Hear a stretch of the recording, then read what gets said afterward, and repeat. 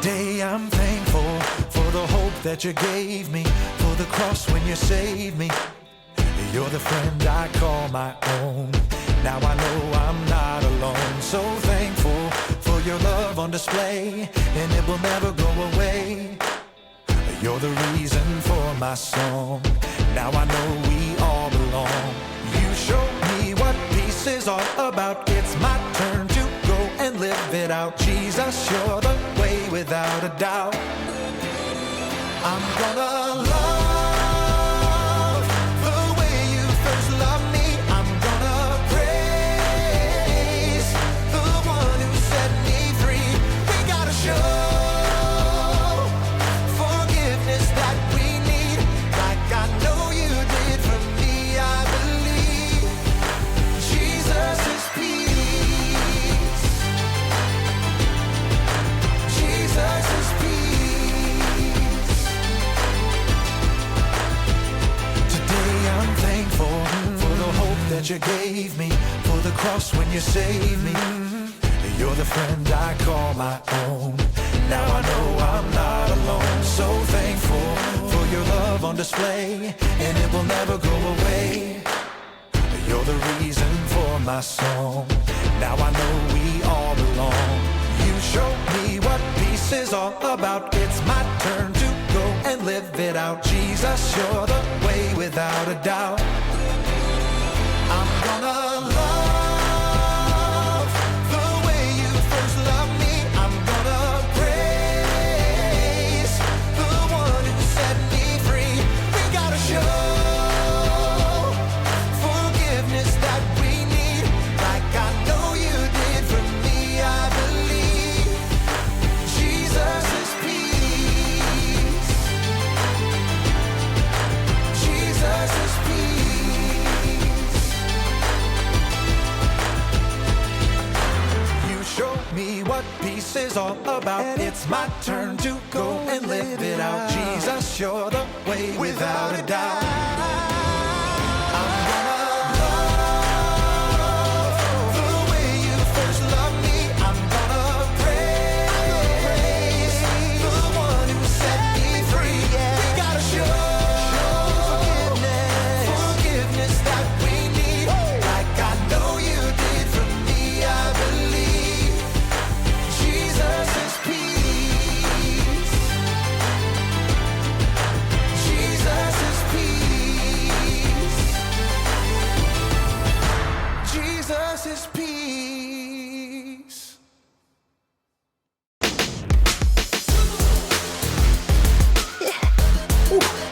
Hey everyone!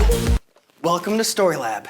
This week we're talking about peace, while we take a look at the story of a very courageous woman who raised the volume in a creative way to solve a big problem.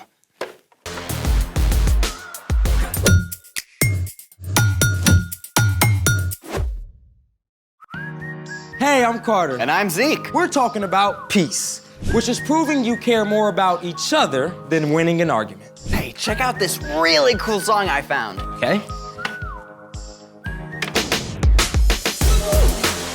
Great, huh? Yeah, but now I can't hear anything. Well, now I can't hear the music. Yeah, but okay, my eardrum, Zeke. Hold on. It's a great song. Just listen to it. No. It's too loud. It's great. Just finish But it's it. too loud. Hey, finish. No. Stop. Yeah. Dude! Yeah. We're totally flipping out, aren't we? Yeah, maybe we just need a breather. Before we totally go off the rails. That, my friend, is actually what we're doing today. Going off the rails? Before we get too steamed, let's build a train. Trains? Rails. Oh, I got it. Let's make it! We'll need a spool of 20-gauge copper wire, one AAA battery, 6 neodymium magnets a little wider than the battery, a dowel that's a little wider than the magnets, wire cutters, and some tape.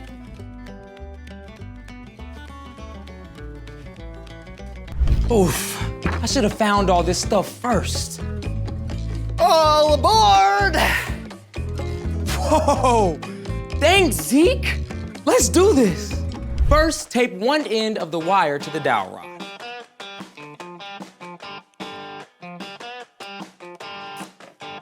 Like so. Then, twist the wire around and around the rod to make coils. Make sure it's real tight. You want the coils to be firm and very, very close together. Hey, can you try and spin it while I hold it here? Okay. Make sure you feel the burn, kids. It's a nice forearm workout. You feel that, Zeke? Nope. I do. My forearms are gonna be massive after this. Okay, now you can cut the wire. Okay. Now, carefully pull the coils apart just a little so they're not touching.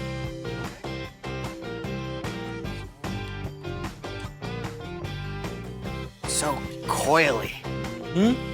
Oh, wait. Before we go any further, Safety first! this coil and the battery can get very hot during our experiment. And neodymium magnets are super strong and super pinchy. So make sure you have a grown-up with you. So, this is the train track? Exactly. Now, take your AAA battery and the magnets and stack 3 magnets on each side of the battery. It's a little bit of a struggle pulling them off. There you go. All right. Each side, Right on that 1, side. 2. Perfect. All right, now, let's get this train moving. And go. Push it a little bit more. I think we've been derailed. I think maybe I can get us back on track. Aha! These 2 sets of magnets are attracted to each other. You say that like it's a bad thing. In this case, it is. They need to repel or resist each other. Why is that? Every magnet has a north pole and a south pole. To make the train move, the north poles from each magnet stack have to point in opposite directions so the stacks repel each other. You might have to flip them if they don't work the first time. Well, let's try it. There we go, let's try it again. 1 and 2. Ready?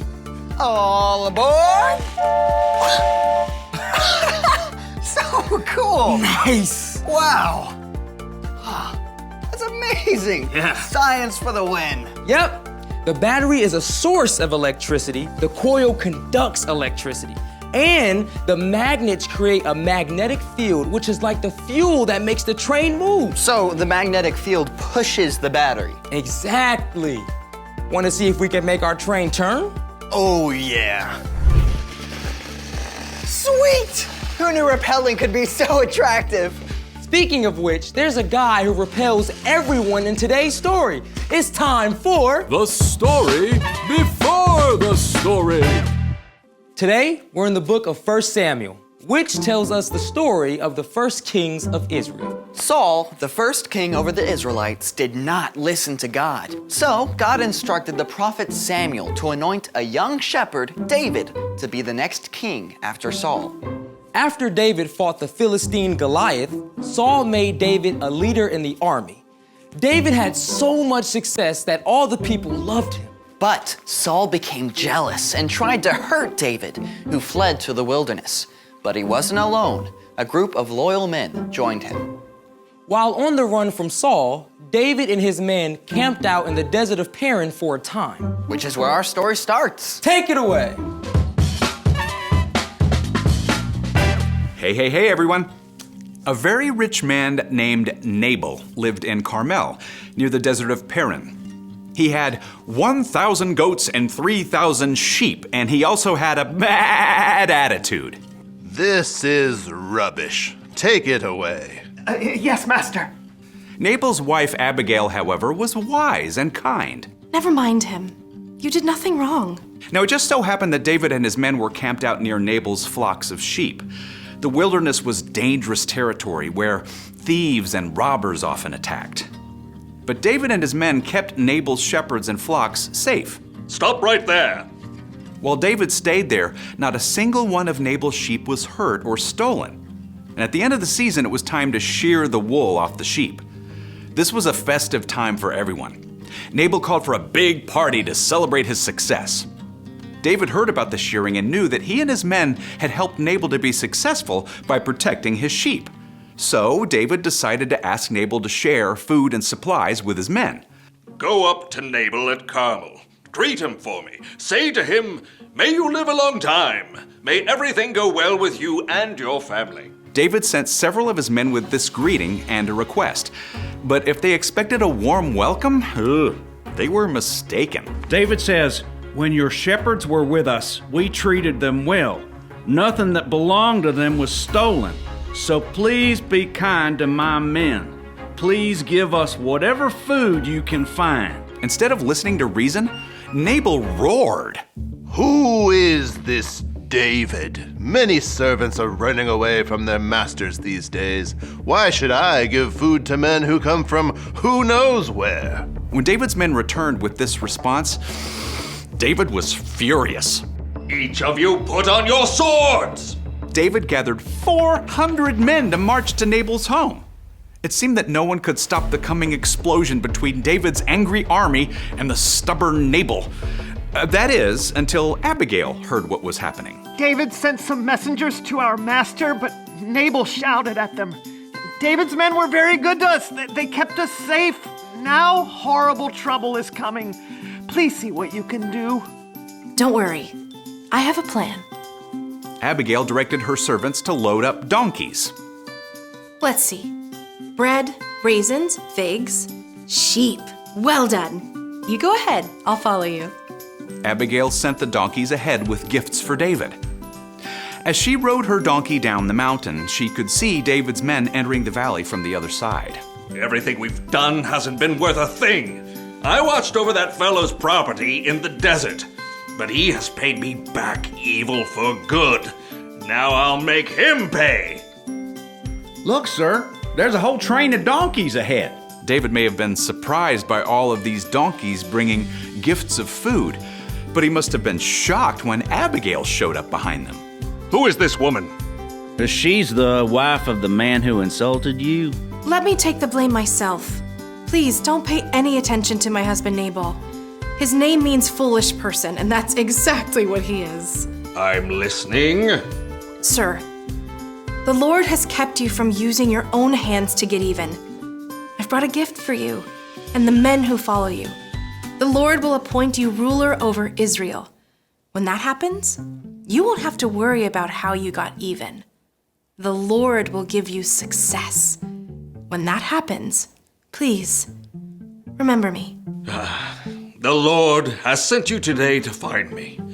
May the Lord bless you for what you have done. You have kept me from using my own hands to get even. Praise God. Go home in peace. I've heard your words. I'll do what you've asked. Abigail faced a difficult situation. She knew she couldn't make Nabal listen, so she chose to go to David instead.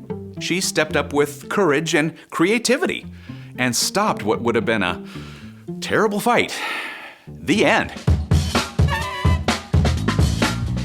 Wow, that was a close one.